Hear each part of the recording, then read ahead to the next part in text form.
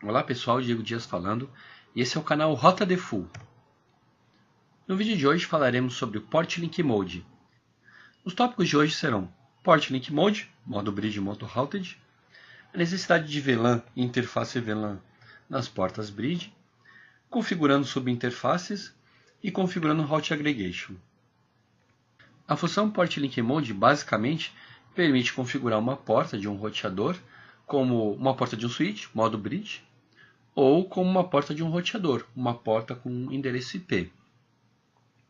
Permite alterar o modo da interface para trabalhar um L2, então você consegue atribuir duas portas de um roteador, por exemplo, para trabalhar com VLANs e fazer esse encaminhamento, esse roteamento baseado em VLANs. Ou modo L3, a porta tem um endereço IP e não encaminha broadcasts internamente, nem para as outras portas. Muitos switches vêm por padrão com todas as portas no modo bridge. Isso significa que possivelmente o switch pode ter algumas de suas interfaces trabalhando no modo routed também.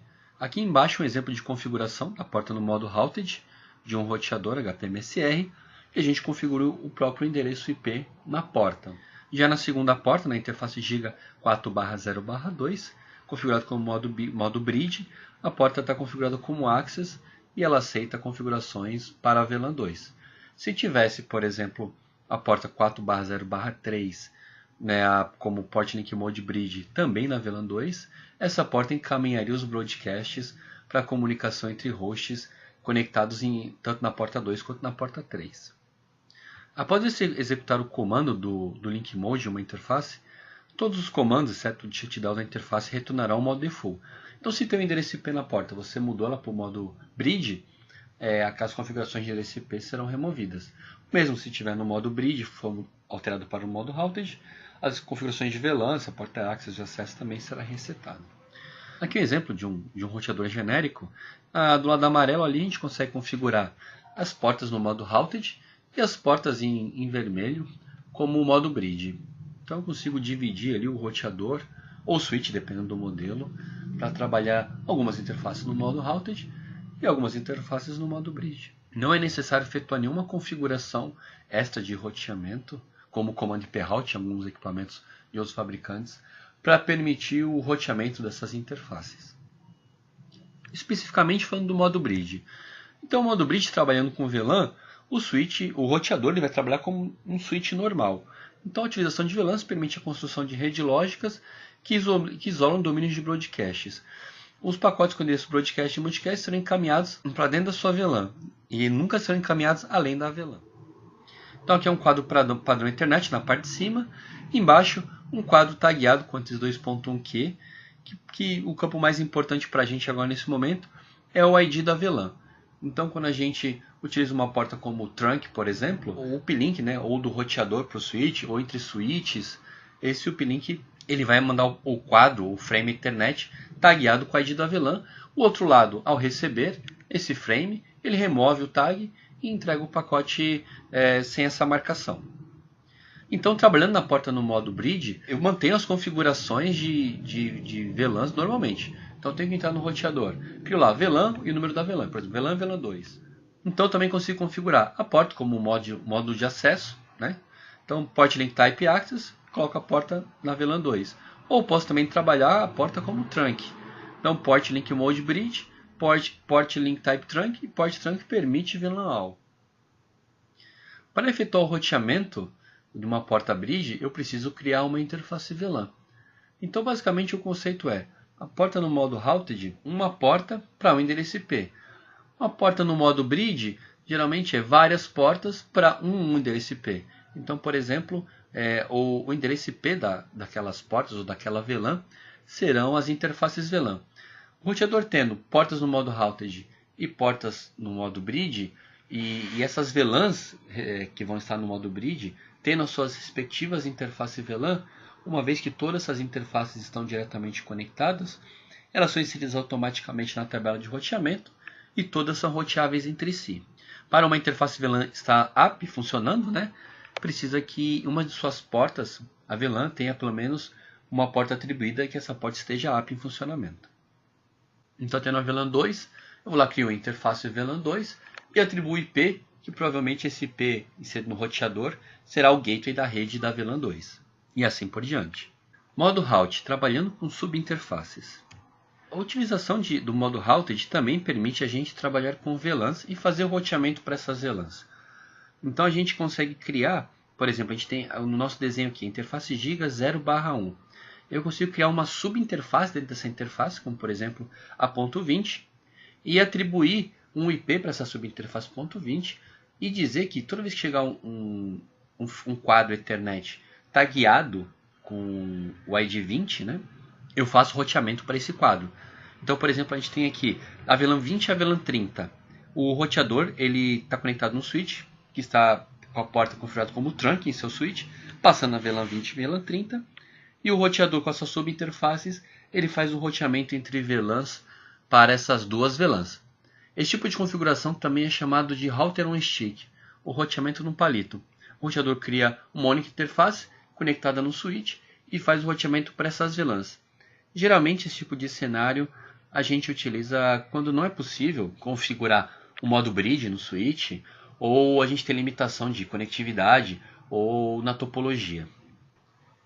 Então, novamente aqui um resumo. A criação de uma subinterface, a utilização de uma subinterface em roteadores nas portas em modo route, ou os roteadores mais antigos que só permite o modo route, não o modo bridge, permite a divisão de um único link físico, uma porta Ethernet, em múltiplos links lógicos. Para configurar uma subinterface MSR, utilize o nome da interface, ponto, mais o ID da VLAN. Após o número indicativo da porta, uma interface no modo routed. Então aqui, interface giga 1/0/1 ponto, o VLAN ID. Alguns modelos mais antigos, basicamente essa configuração resolveria para efetuar o roteamento ou essa subinterface responder para o roteamento daquela VLAN. Mas as versões mais atuais do ComAir necessitam do comando VLAN type, .1q, o VID e o ID da VLAN. Então é preciso colocar o ID da VLAN tanto no ID da interface quanto dentro da interface, para que ela faça a comunicação e responda por aquela VLAN. Então perceba aqui nesse exemplo de configuração que a gente digita a interface gigabit 2/1/1.30, adiciona o endereço IP e o VLAN type .1q, o mesmo valor que o valor do VLAN ID, que é o mesmo valor que identifica a subinterface. Embaixo o ponto 31 e o VLAN ID correspondente. Perceba que nós utilizamos em redes diferentes para cada interface. Aqui nesse cenário de subinterface, imagina que o roteador tem apenas uma interface e ele precisa administrar vários links que chegam nos domínios da empresa, como por exemplo um roteador para data center. A gente pode colocar um switch na frente dele e cada link de cada cliente chega em uma porta específica desse switch. A gente atribui uma VLAN diferente para cada um desses links. Na comunicação do switch para o roteador, a gente configura a porta do switch como trunk, permitindo apenas as VLANs correspondentes. O roteador cria subinterfaces para cada uma dessas VLANs e atribui uma VRF diferente para cada um desses clientes. Assim a gente consegue separar o tráfego, não só além de VLANs, porque VLANs a gente consegue só isolar os domínios de broadcast, mas não consegue limitar o roteamento entre os clientes, a não ser com a utilização de ACLs. E com a utilização de VRFs a gente consegue, além de isolar com VLANs o domínio de broadcast, com VRFs dentro de uma subinterface, a gente consegue isolar também a comunicação L3, a comunicação IP. Route Aggregation. Alguns roteadores switches permitem a criação de interface Link Aggregation. Então, já citei em outro vídeo a configuração Link Aggregation, vou deixar aqui no card e na descrição do vídeo, onde a gente pode colocar duas ou mais interfaces para redundância, para comunicação entre dois equipamentos ponto a ponto. Mas o Link Aggregation ele permite trabalhar ou no modo Bridge Aggregation, que ele trabalha como uma porta Bridge, L2 normalmente, ou no modo Route Aggregation. No modo Route Aggregation eu consigo atribuir um endereço IP para aquela interface Link Aggregation. A funcionalidade auxilia o roteador na agregação de portas Ethernet, com switches, roteadores, etc., muito similar ao Multilink PPP da Cisco, permitindo a configuração de maneira estática do Route Aggregation ou via protocolo LACP. Então, com o nosso exemplo aqui, a gente pega duas portas, conecta um switch e um roteador e atribui para o lado do switch o Link Aggregation ou o Route Aggregation e Route Aggregation do lado do roteador. Um detalhe importante é que a porta é vista para o roteamento ou para gerenciamento como uma única porta. Outro ponto interessante também é que o Route Aggregation a gente consegue criar subinterfaces também para esse Route Aggregation.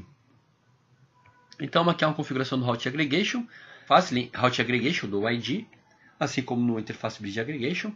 Coloco o Link Aggregation no modo dinâmico para ele trabalhar com LSCP, que é a forma mais recomendável, se ele checar a integridade desses dois lados que estão trabalhando com o LSCP, e atribuo o endereço IP. Depois vou na interface Gigabit Ethernet, que está configurado com modo routed, digito port, link aggregation, group e o grupo daquele route aggregation. Comando display link aggregation summary. Eu consigo ver o RAG1, né, ou RAG2, que a gente configurou anteriormente. Consigo ver o modo que ela fechou, se está dinâmico, as portas estão selecionadas e a forma como ele está caminhando, que está compartilhado. Também tem o comando display link aggregation verbose, que possui mais detalhes sobre cada uma das interfaces. Para mais informações, acesse computadores.com.br/ebook. Vou deixar na descrição aqui alguns links sobre os modos de configuração da porta e o vídeo também sobre Link Aggregation. Se você não está inscrito no canal, se inscreva e se você gostou do vídeo, dê um joinha. Até o próximo vídeo, pessoal.